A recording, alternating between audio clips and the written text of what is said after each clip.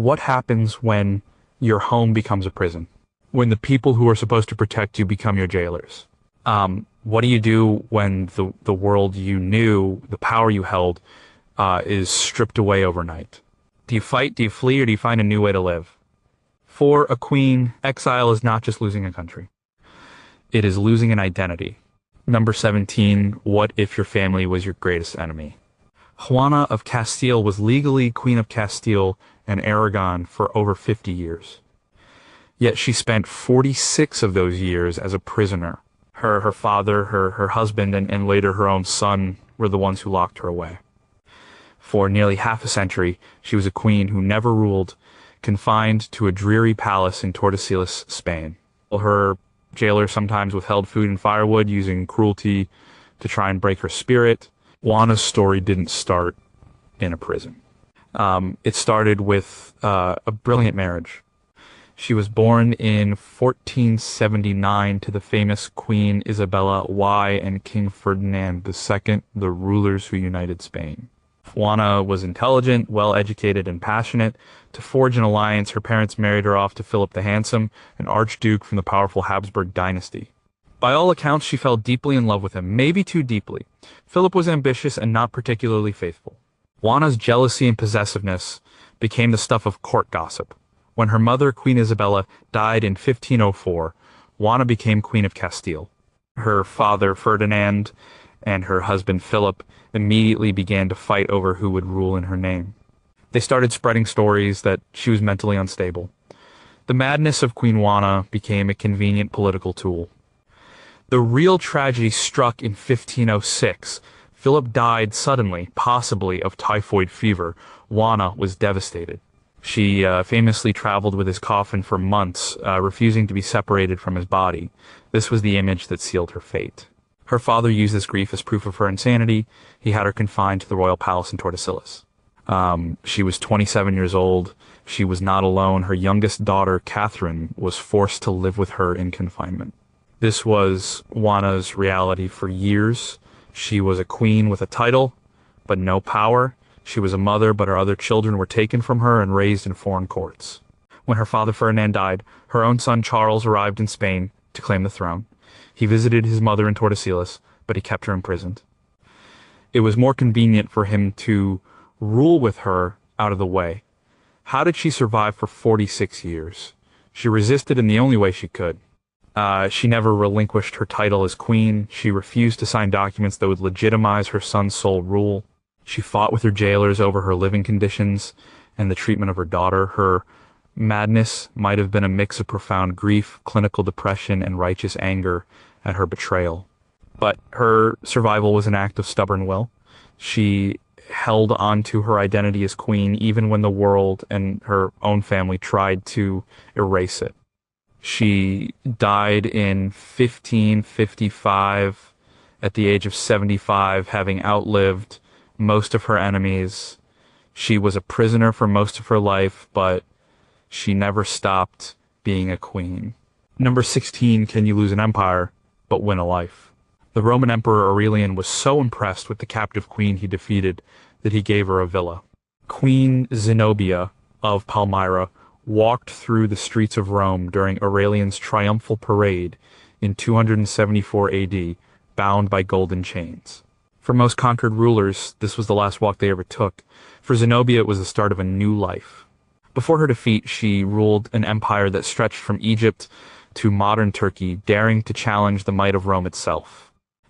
She even claimed to be a descendant of Cleopatra. Zenobia's rise was swift and stunning. She was the wife of Odenathus, the ruler of the city-state of Palmyra, located in modern-day Syria. Palmyra was a wealthy oasis city on the trade routes between Rome and Persia. When her husband was assassinated around 267 AD, Zenobia took over as regent for their young son. But she was no mere placeholder. She was brilliant, educated, and ambitious. She created a court that attracted scholars and philosophers. Then she began to expand her territory. She conquered Egypt, a vital source of grain for Rome. She took control of Anatolia.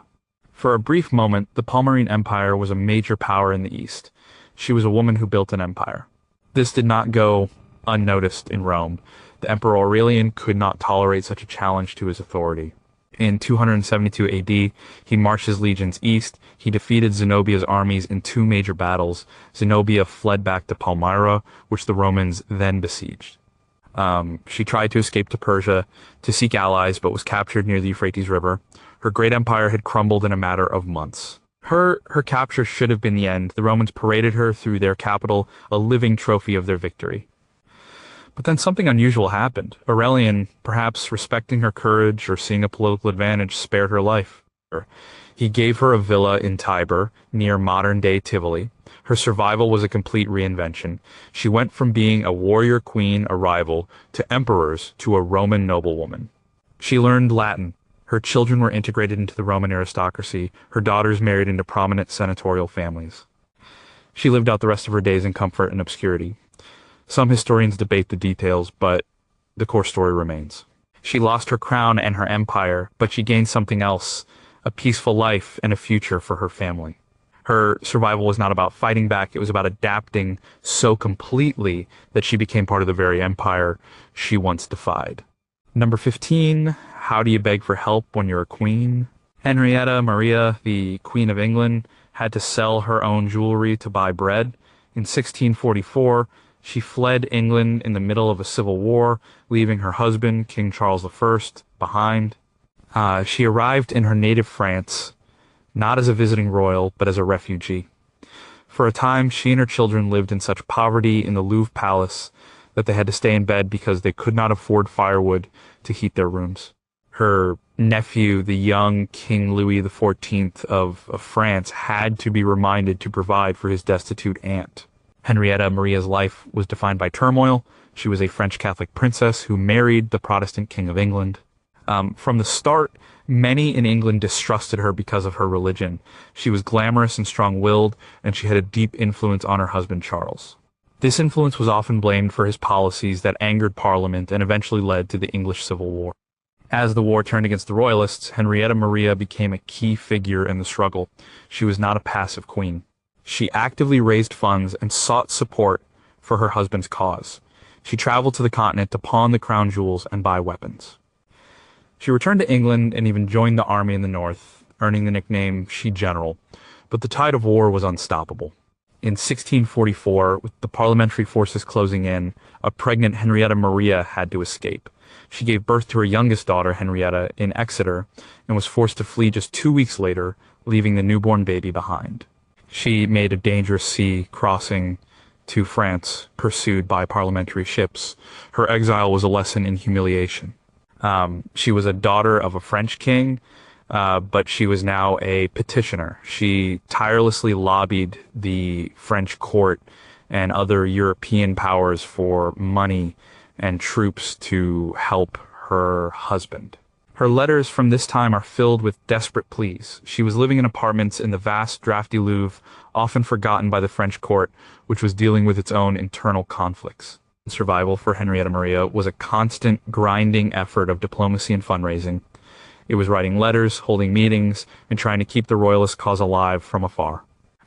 She was sustained by her fierce loyalty to her husband and her belief in the divine right of kings.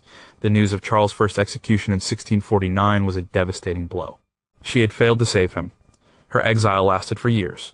She focused on her children, especially her eldest son, the future Charles II. She continued to be a hub for exiled royalists, a queen without a kingdom. Her survival came from her refusal to accept defeat. She finally returned to England after the restoration of the monarchy in 1660, when her son took the throne. She came back not as a refugee, but as the Queen Mother. Her years of poverty and begging were over, but they had shaped the rest of her life. Number 14, what is it like to be queen for only 1 month? Marie-José of Belgium was Queen of Italy for just 34 days. She was called the May Queen because her husband, Umberto II, reigned from May 9th to June 12th, 1946. After a national referendum, Italy voted to abolish the monarchy. Marie-José and her family were forced into exile. The Italian constitution was later amended to forbid all male heirs of the House of Savoy from ever setting foot on Italian soil again. This exile would last for over 50 years. Marie-José was born a Belgian princess in 1906. She was a modern, intelligent, and compassionate woman. She was a talented musician and had a deep love for the arts. In 1930, she married Prince Umberto, the heir to the Italian throne. Her new life in Italy was not easy. She was living under the shadow of Benito Mussolini's fascist regime. Her father-in-law, King Victor Emmanuel III, had largely ceded power to the dictator. Marie-José was openly anti-fascist. She secretly tried to build connections with the Allied powers during the Second World War, hoping to negotiate a separate peace treaty for Italy and oust Mussolini. These actions were incredibly risky. She was essentially working against her own government. She acted as a conduit between the Italian resistance and the Allies. This made her a controversial figure within the royal family and the regime. After the war, the Italian monarchy was deeply tarnished by its association with Mussolini. In a last-ditch effort to save it, King Victor Emmanuel III abdicated in May 1946 in favor of his son, Umberto. Marie-José became queen, but it was too little, too late. The referendum was held just weeks later, and the Italian people chose a republic. The exile was immediate and harsh. Marie-José and her family settled in Portugal. Her marriage to Umberto had always been difficult, and the couple soon separated. She lived with her 4 children in Switzerland. Exile for her was a sudden fall from a brief height. One moment she was queen, the next a private citizen forbidden from returning to the country she had tried to save. How did she survive? She dedicated herself to her passions. She was a serious music historian and published several books on the history of the House of Savoy. She threw herself into her research and writing. This gave her a purpose beyond her lost title. She was no longer Queen of Italy, so she became a scholar. She also traveled extensively and devoted herself to her children and grandchildren. Her exile was long and quiet. She was finally allowed to return to Italy in 2002 after the law was changed. She was an old woman by then. She died in 2001, just before the ban was officially lifted, in the Swiss city where she had spent most of her life. Her survival was about finding a new identity. When the role of queen was taken from her, she created a new one for herself, one based on intellect and personal interest, not on birthright. Number 13. How do you flee your kingdom with a newborn baby? Queen Geraldine of Albania escaped her country just 2 days after giving birth to her son. In April 1939, as Mussolini's Italian forces invaded Albania, the 23-year-old queen was bundled into a car with her infant heir, Crown Prince Leka. They drove through the treacherous mountain roads of Albania and Greece to find safety. Her husband, King Zog I, stayed behind to organize a brief, hopeless resistance before joining them. Geraldine would never see her kingdom again. Geraldine's story is like a fairy tale that turned into a nightmare. She was born Countess Geraldine Aponi de Nagy Apony in Hungary in 1915. Her family was aristocratic but had fallen on hard times. For a while, she worked as a stenographer and sold postcards at the Budapest National Museum to support her family. Her life changed when her photo landed on the desk of King Zog of Albania. Zog was a unique monarch. He had first been president of Albania and then proclaimed himself king in 1928. He was looking for a royal bride with noble blood to legitimize his new dynasty. He was captivated by Geraldine's photo. They met, and in 1938 they married. The press called her the White Rose of Hungary. She was suddenly the queen of a small, poor, but independent Balkan kingdom. Her time as queen was tragically short. She was popular with the Albanian people, but Albania's independence was fragile. Mussolini's Italy had long had designs on the country. Just 1 year after her wedding, on April 7th, 1939, Italy invaded. The invasion was timed for just after she gave birth to the heir, a moment of national celebration and vulnerability. The escape was harrowing. The royal family fled with what they could carry of the state treasury. They traveled through Greece, Turkey, and eventually settled in France. But their safety was short-lived. When Germany invaded France, they had to flee again, this time making their way to England.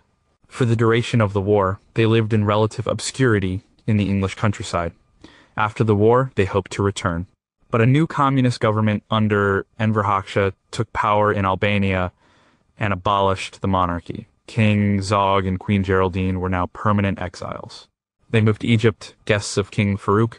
When the Egyptian monarchy was overthrown, they had to move again, eventually settling in France. Geraldine's survival was defined by her devotion to her husband and her son.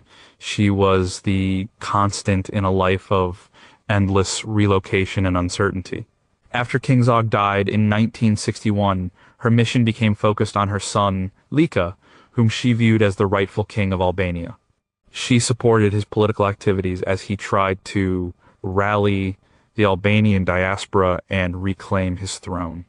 They moved to Spain, then to Rhodesia, and finally to South Africa. She was a queen without a throne for over 60 years. Her life was a series of temporary homes in foreign lands.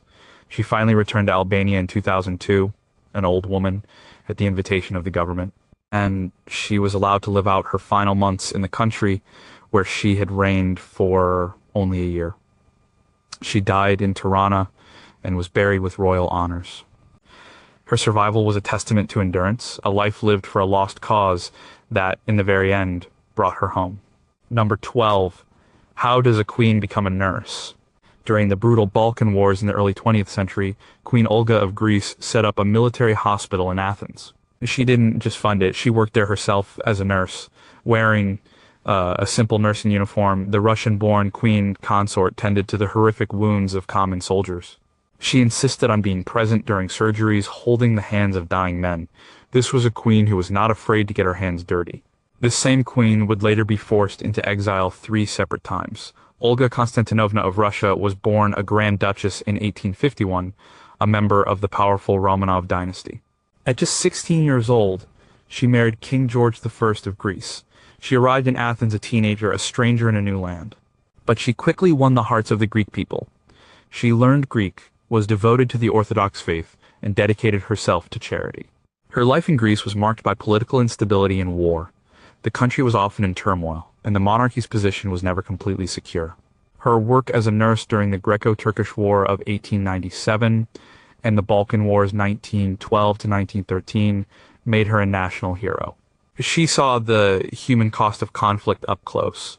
Her first exile came after her husband, King George I, was assassinated in 1913. Her son Constantine became king, but his pro-German sympathies during World War I put him at odds with the Allied-backed government. In 1917, King Constantine was forced to abdicate and go into exile. Queen Olga, now the Queen Mother, went with him to Switzerland. She was allowed to return to Greece a few years later to act as regent for her grandson, but the political situation remained volatile. In 1922, after a disastrous military defeat against Turkey, the army turned against the royal family again. Her son, King Constantine, was forced to abdicate a second time. Olga was exiled once more. This time was different. The Second Hellenic Republic was declared in 1924, and the monarchy was abolished. Members of the royal family had their Greek citizenship revoked and their property confiscated. Olga was now a stateless refugee. She was a Romanov, but her relatives in Russia had been overthrown and killed by the Bolsheviks. She had no home to return to. She lived in various places across Europe, relying on the hospitality of relatives, particularly the British royal family. She was a queen with no country and little money. Her survival was dependent on the kindness of others. It was a stark contrast to her earlier life of service and status. She died in Rome in 1926 while visiting her son. Her final years were quiet and rootless. She had been a Grand Duchess, a beloved queen, a nurse, a regent, and finally an exile. Her body was eventually returned to Greece after the restoration of the monarchy in the 1930s and buried at the Royal Cemetery at Tetoe. Her story shows how even the most dedicated and popular royals are not immune to the winds of political change. Number 11. How do you rule a country from a suburb? For 5 years, Queen Wilhelmina of the Netherlands ruled her country from a house in the English countryside. When Germany invaded the Netherlands in May 1940, she was forced to flee. She expected to go to a southern province of her country, but the military situation was so dire she was evacuated to London. From her exile, she became the voice of the Dutch resistance. Her nightly radio broadcasts over Radio Oranje were a vital source of hope for her occupied people. She was a symbol of their refusal to surrender. Wilhelmina was not made for exile. She had been queen since she was just 10 years old, ruling from 1890 until her abdication in 1948. She was tough, stubborn, and had a powerful sense of duty. She saw herself as the mother of her nation. Leaving her people behind was one of the hardest decisions of her life. Her arrival in London was chaotic. She had no staff, no spare clothes, and no plan. But she quickly established a government in exile. She was not a passive figurehead. She clashed with her own ministers, whom she often found too passive. She wanted to take a more active role in the war effort. She lobbied Winston Churchill relentlessly for support for the Dutch resistance. Churchill famously called her the only man in the Dutch government. Her survival, and the survival of the Dutch spirit, was powered by radio waves. Her broadcasts were personal and direct. She spoke to her people of their suffering and their courage. She reminded them of their national identity. She used her voice as a weapon against the occupation. These broadcasts were illegal to listen to in the Netherlands, but people risked punishment to hear their queen's voice. Life in exile was also isolating. She was a queen cut off from her kingdom. She worried constantly about her daughter, Princess Juliana, and her granddaughters, who had been sent to Canada for safety. She lived a relatively simple life, first in London and then at a country house in South Mims. She was a monarch at war, and her entire focus was on liberation. When the Netherlands was finally liberated in 1945, her return was triumphant. She was greeted by huge cheering crowds. She had been the anchor for her nation during its darkest hours, but the experience of exile had changed her. She saw the devastation of her country firsthand. She felt a distance from the new political realities that had formed during the occupation. In 1948, after a reign of nearly 58 years, she abdicated in favor of her daughter Juliana. She felt her time had passed and that a new generation should lead the country's reconstruction. She retired to Hetlu Palace and wrote her autobiography, Lonely But Not Alone. Her exile was a strange chapter in a long reign. She was physically absent, but in many ways she had never been more present in the lives of her people. Number 10, how can you be exiled from a country you never ruled? Amalie of Orleans was the last queen of Portugal, but she spent more than half her life in exile in her native France. Her reign lasted only 2 years. In 1908, her husband, King Carlos I, and her eldest son, Luis Felipe, were assassinated in the streets of Lisbon. Her younger son, Manuel, became king, but his reign was short-lived. A revolution in 1910 overthrew the monarchy, and the royal family was forced to flee. Amalie would live as a queen in exile for another 41 years. Amalie was born in London in 1865, herself the daughter of exiled French royals. She married Carlos, then the Crown Prince of Portugal, in 1886. She was a tall, elegant, and cultured woman who dedicated herself to her new country. She founded hospitals, sanatoriums, and charities.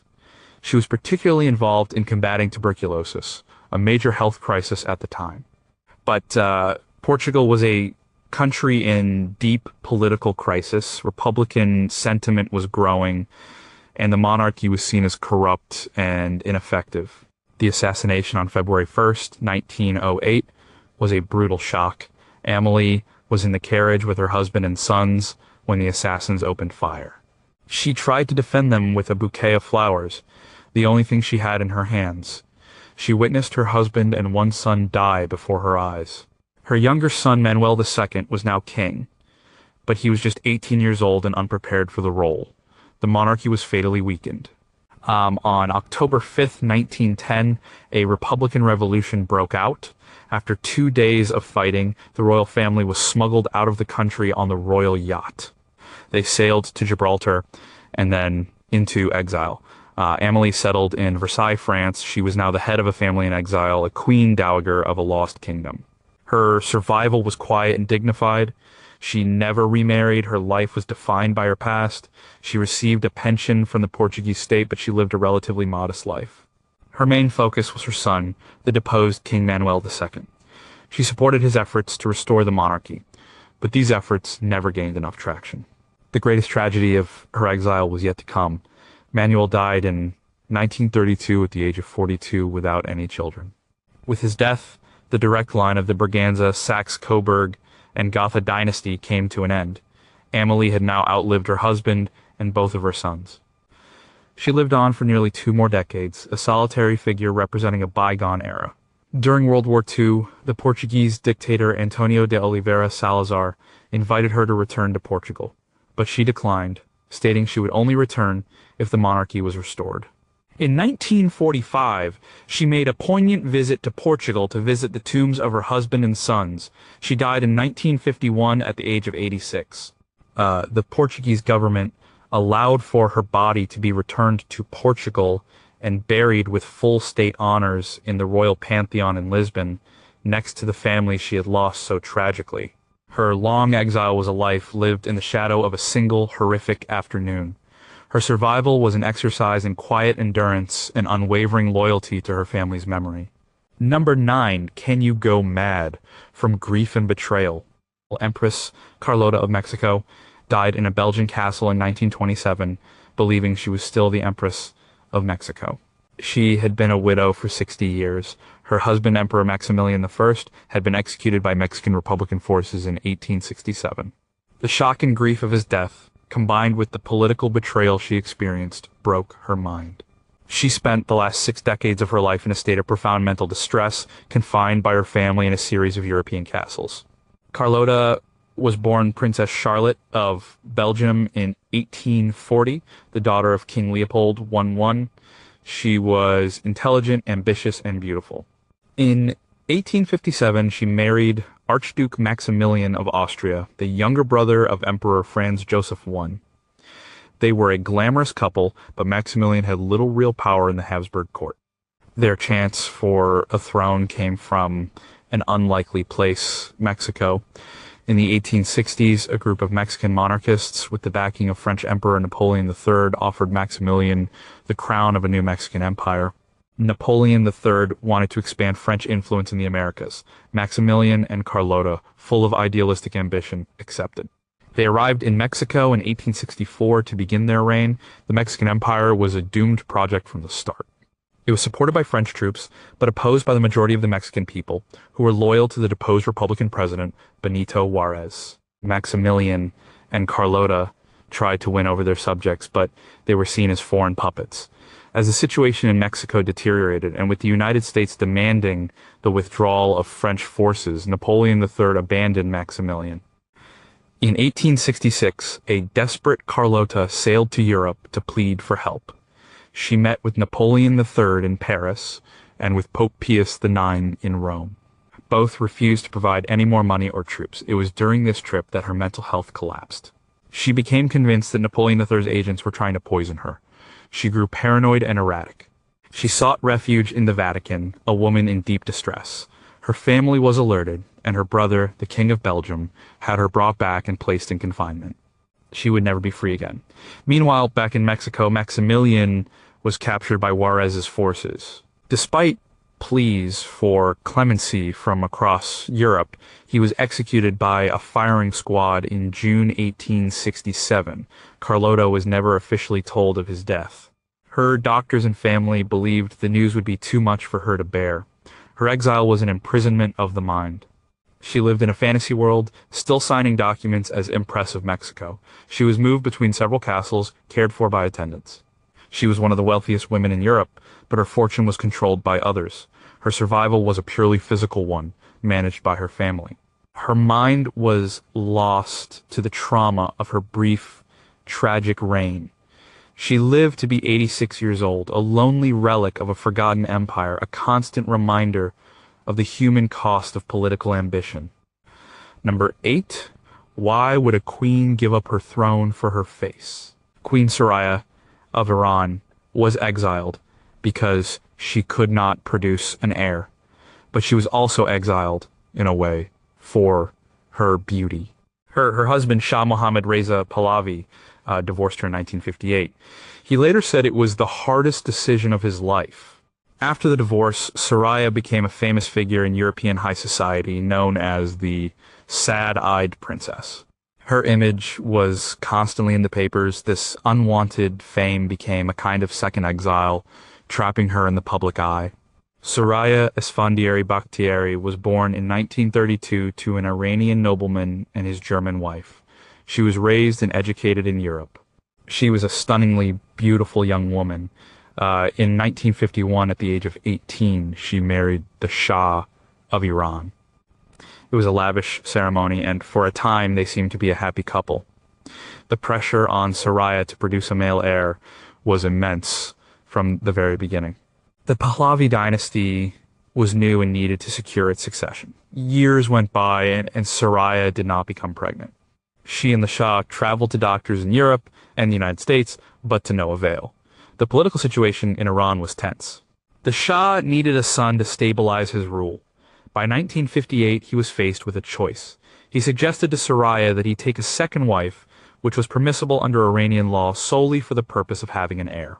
Soraya, with her European upbringing, could not accept this. She refused. The only other option was divorce. The divorce was announced in March 1958.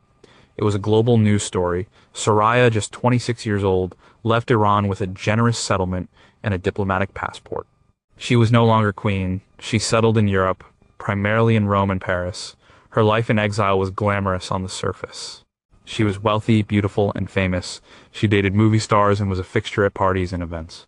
She even had a brief career as an actress, starring in a 1965 film called The Three Faces of a Woman. But underneath the glamour, she was reportedly lonely and unfulfilled. Her survival was complicated. Financially, she was secure, but emotionally, she seemed adrift. She was forever defined by her past. The press never let her forget that she was the beautiful queen who was cast aside. She was a public figure, but a private person. This constant scrutiny was its own kind of prison. She never remarried and had no children. In her memoirs, The Palace of Solitude, she wrote about her love for the Shah and her sadness over their fate. She remained attached to Iran, a country she could not return to, especially after the 1979 Islamic Revolution overthrew the monarchy. She died in Paris in 2001. Her brother, who was her heir, died just a week after her.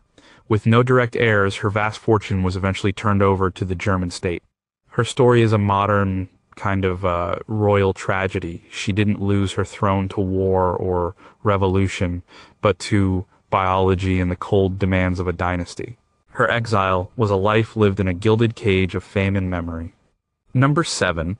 How do you run from a revolution? On November 15, 1889, a military coup overthrew the Brazilian Empire. Emperor Pedro II and his family were woken in the middle of the night and told they had to leave the country immediately. His wife, Empress Teresa Cristina, was a quiet, unassuming woman who had spent 46 years in Brazil. The shock of the sudden exile was too much for her. Just a few weeks after arriving in Portugal, she died of a heart attack. Her last words were reportedly, "I die of grief and of longing for Brazil." Teresa Cristina was born a princess of the Kingdom of the Two Sicilies in 1822. Her marriage to Emperor Pedro II of Brazil was arranged for political reasons. When Pedro first saw her in person, he was reportedly disappointed by her plain looks, but he grew to have a deep respect and affection for her. She was not a political queen. She was known as the mother of the Brazilians for her kindness, her charity, and her passion for culture. She loved Brazil deeply. She sponsored archaeologists, helping to fund excavations in Italy that sent countless Roman artifacts to Brazilian museums. She supported immigration from Italy.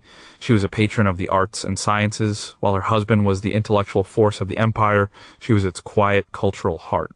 The end of the Brazilian Empire was surprisingly swift and bloodless, a combination of factors including the abolition of slavery in 1888, which angered the powerful landowners, led to the Republican coup. The royal family was not hated in the way some other monarchies were. They were simply seen as irrelevant to the country's future. The exile was a brutal blow. They were forced onto a ship with little notice, sent across the Atlantic to Portugal.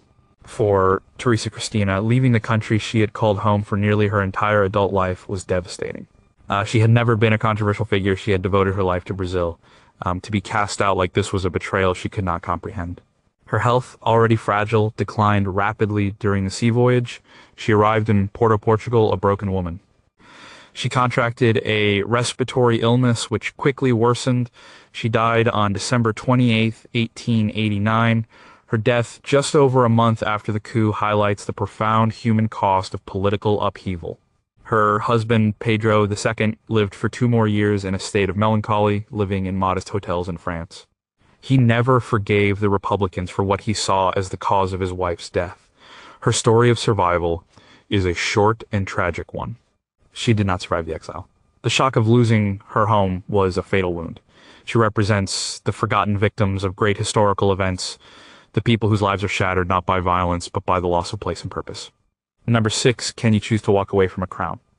Queen Christina of Sweden abdicated her throne in 1654, converted to Catholicism, and moved to Rome. This was a shocking act. She was the ruling monarch of a powerful Lutheran Protestant kingdom. To abandon her crown and her faith was unthinkable to her contemporaries. Her exile was self-imposed. She chose to walk away from absolute power. Why? Christina was one of the most unusual monarchs of the 17th century. She was born in 1626, the only surviving legitimate child of the great warrior king Gustavus Adolphus. Her father died in battle when she was 6, and she became queen. She was raised like a prince, receiving a rigorous education in politics, philosophy, and languages. She was brilliant and fiercely independent. She officially took power when she turned 18. Her court in Stockholm became one of the most learned in Europe. She invited scholars and artists from all over, including the famous philosopher René Descartes, but she grew tired of ruling. She hated the endless state business. She had no interest in marriage, which was expected of her to produce an heir. She famously said she would rather die than be married. Her decision to abdicate was years in the making. She became secretly interested in Catholicism, a religion forbidden in Sweden. She felt constrained by the expectations of being a monarch and a woman. She wanted freedom to study, to travel, to live as she pleased. So, in a formal ceremony, she gave up her throne to her cousin Charles X. Gustav. After her abdication, she left Sweden in disguise, dressed as a man. She traveled through Europe, eventually making a grand public conversion to Catholicism in Innsbruck, Austria. Her final destination was Rome. Her arrival in Rome was a major event. The Pope welcomed her as a major prize for the Catholic Church.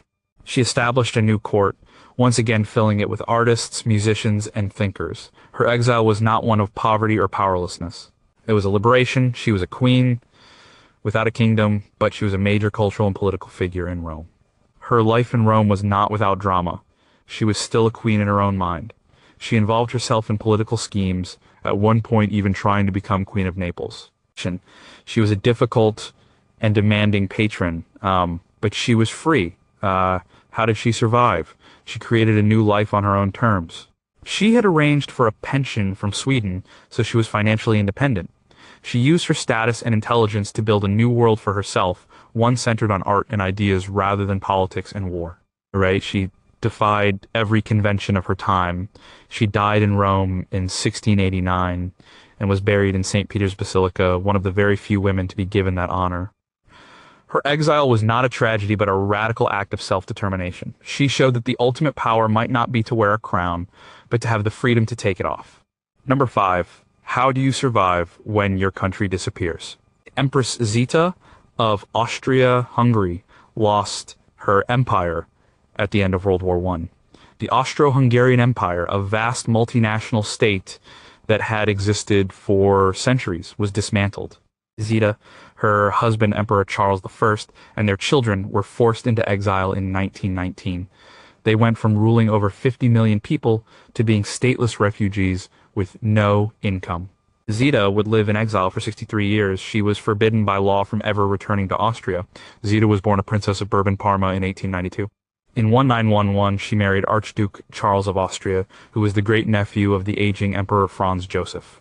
They were a devoted couple and had not expected to inherit the throne so soon, but the assassination of Archduke Franz Ferdinand in 1914 and the death of Emperor Franz Joseph in 1916 thrust them into power in the middle of a devastating war. They reigned for only 2 years. They tried desperately to negotiate a peace, but it was too late. The empire was collapsing from within. In November 1918, Charles issued a proclamation relinquishing his right to exercise power, though he did not formally abdicate. The family was eventually forced to leave Austria for Switzerland. Their first years of exile were marked by poverty and failed attempts to regain their thrones. They made 2 attempts to reclaim the throne of Hungary in 1921. But both failed. After the second attempt, the Allied powers decided to exile them to the remote Portuguese island of Madeira. This was their lowest point. They had no money and lived in a damp, unsuitable house. Their children's health suffered. Emperor Charles, who had always been frail, caught pneumonia and died in 1922 at the age of 34. Zita, just 29 years old, was now a widow with 8 young children. This is where Zita's true story of survival begins. She was a single mother with no country and no resources. But she was a woman of immense faith and determination. She was determined to keep her family together and to preserve her eldest son Otto's claim to the throne. She moved her family to Spain and then to Belgium. She focused entirely on her children's education. She raised them to believe they were the rightful heirs of a lost empire. She maintained a strict court in exile, a small island of Habsburg tradition in a changing world. During World War II, they had to flee again, eventually finding safety in Canada and the United States. After the war, she settled in Switzerland. She lived a quiet, devout life. She never remarried. She always dressed in black, in mourning for her husband and her lost empire. Her survival was a triumph of maternal duty and unwavering belief. She never gave up her identity as empress. In 1982, after years of campaigning by her son Otto, the Austrian government, seeing her as a harmless old woman, finally allowed her to visit the country. It was her first time back in 63 years. She died in 1989 at the age of 96. Her funeral in Vienna was a major event, a final imperial spectacle for a woman who had spent most of her life as a relic of a vanished world. Number 4, can you be exiled in your own palace? Queen Liliuokalani, the last monarch of Hawaii, was imprisoned in a single upstairs bedroom of Iolani Palace. This was the palace she had once ruled from. For nearly 8 months in 1895, she was a prisoner in her own home, guarded by armed men. She was denied visitors and allowed only one lady in waiting. To pass the long, silent hours, she composed music and sewed a massive quilt that told the story of her life and her kingdom's tragic fate. Liliuokalani's story is about the collision of a proud, independent nation with the expanding power of the United States.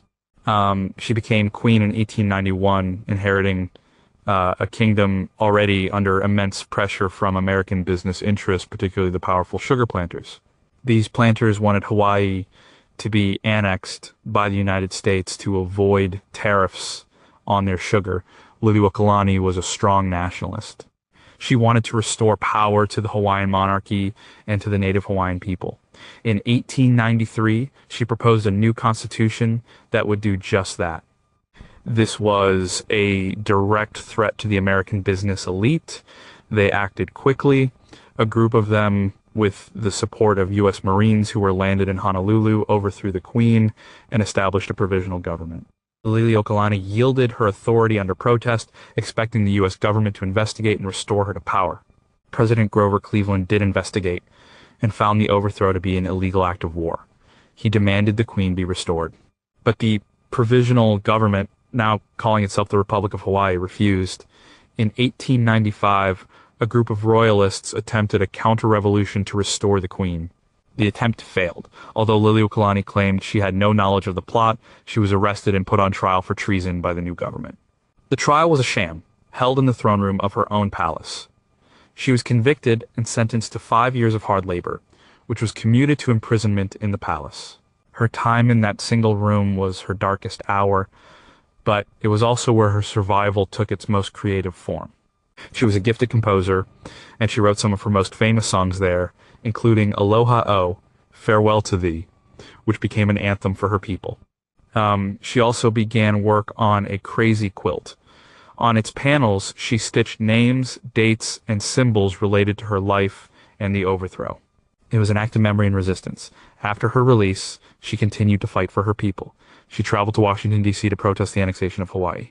She presented petitions with tens of thousands of signatures from Native Hawaiians who opposed it.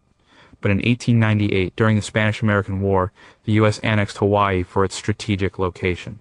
Liliuokalani lived the rest of her life as a private citizen in her beloved Hawaii.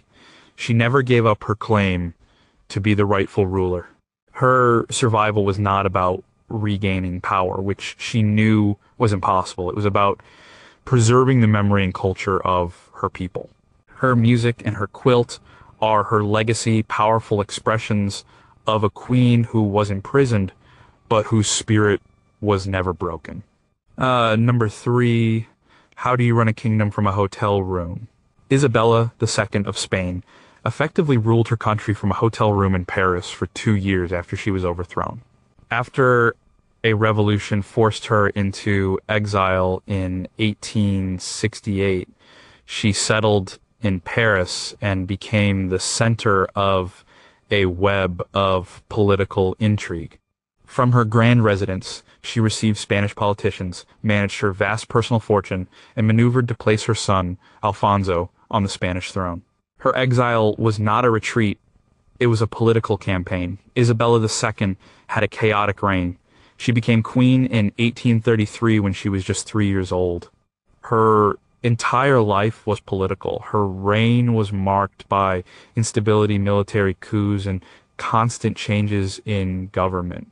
She was known for her chaotic personal life and her reliance on a circle of favorites.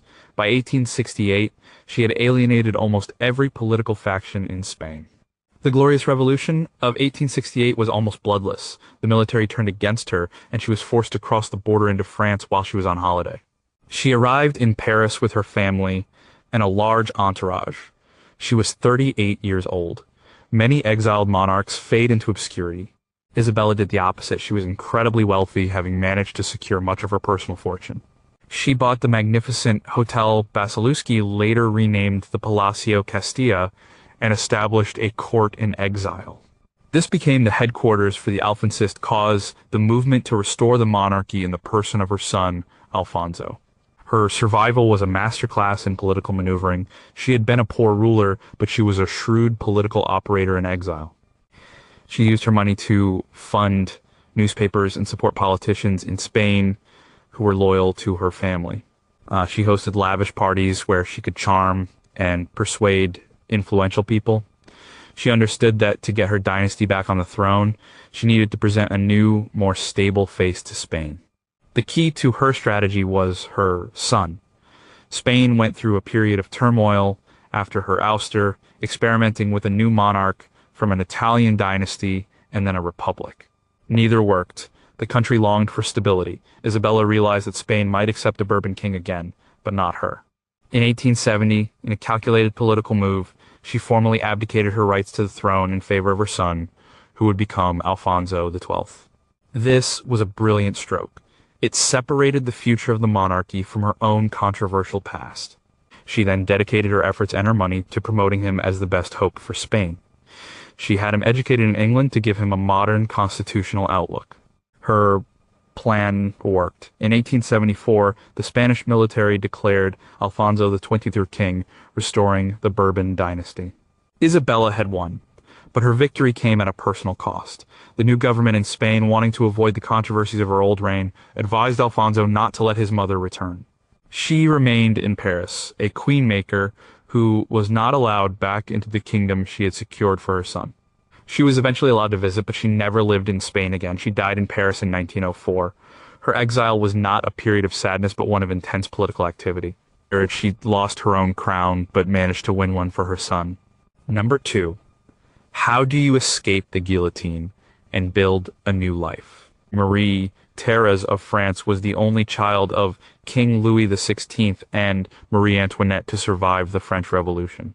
She endured the imprisonment of her entire family, the execution of her parents, and the death of her younger brother in his cell. At 17, she was traded like a diplomatic pawn for French prisoners of war. She spent the rest of her long life in exile, a living symbol of the fallen monarchy, moving from country to country, a permanent guest in foreign courts. Her childhood was one of unimaginable trauma. She was 10 years old when the revolution began. She was imprisoned with her family in the Temple Tower in Paris. From her cell, she lived through the terror. She saw her father taken away to his execution, then her mother. She was left alone with her aunt and her little brother, Louis Charles. Her brother was later taken from them and died under mysterious and cruel circumstances. For over a year, she was kept in solitary confinement, unaware of her family's fate. In 18, just before her 1795th birthday, she was released. Austria, her mother's native country, had agreed to exchange her for several prominent French Republicans they held captive. She arrived in Vienna a somber, distrustful young woman. This was the beginning of a lifetime of wandering. Her survival was shaped by this early trauma. She was famously severe and melancholic. She rarely smiled. But she was also incredibly strong-willed. Her mission in life became to uphold the memory of her family and the principle of monarchy. She lived in various parts of the Austrian Empire, and then in the Duchy of Mitau, in modern-day Latvia, which was under the protection of the Russian Tsar. There she married her cousin, the Duke of Angoulême, the son of the future King Louis XVI. It was a political marriage meant to unite the two surviving branches of the royal family. Her exile was a constant state of uncertainty. Their fortunes depended on the goodwill of other European monarchs and the shifting political landscape. When Napoleon came to power, their position became even more precarious. They were forced to flee from the continent to England, where they lived for several years.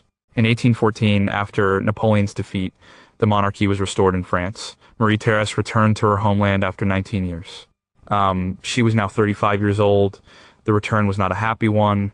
The Tuileries Palace was full of painful memories. She was a respected but austere figure, a living reproach to the nation that had killed her family.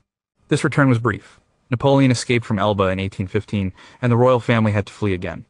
After Napoleon's final defeat at Waterloo, they returned once more. But her life in France was not settled.